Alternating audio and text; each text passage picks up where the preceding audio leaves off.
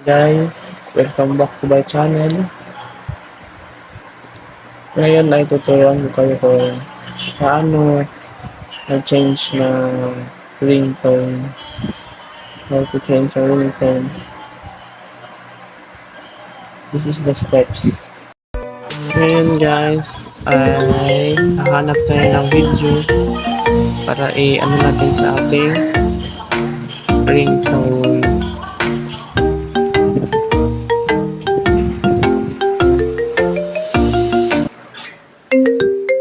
Ngayon, pinigyan natin yung copy link. Tapos, pupunta tayo sa Chrome. At pupunta sa TikTok. TikTok Q. And i-paste natin yung link.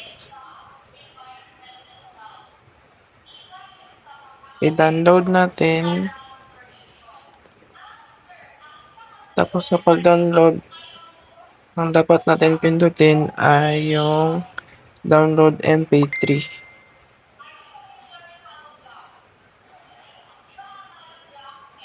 Click the download MP3.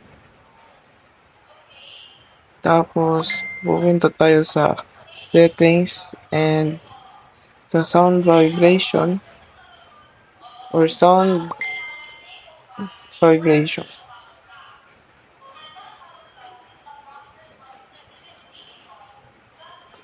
Tapos pupunta tayo sa ringtone. At pupunta tayo dyan sa choose local ringtone and click the audio files.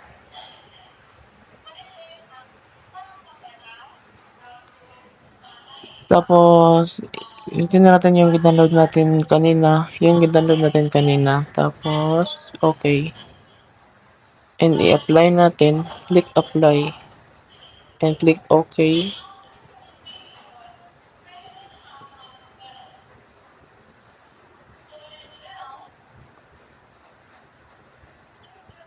Click okay.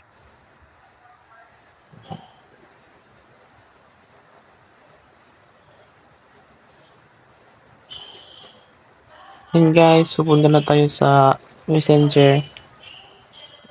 And hanapin natin yung notification and sound. Tapos, pinutin natin yung ringtone. At hanapin natin yung ginodownload natin kanina. Ayun, TikTok Q. Pinutin natin, yan. Tapos na. Okay guys, ang cellphone ko pala ay Redmi C13. Thank you for watching, and for other video, click the subscribe button and click the like. Thank you.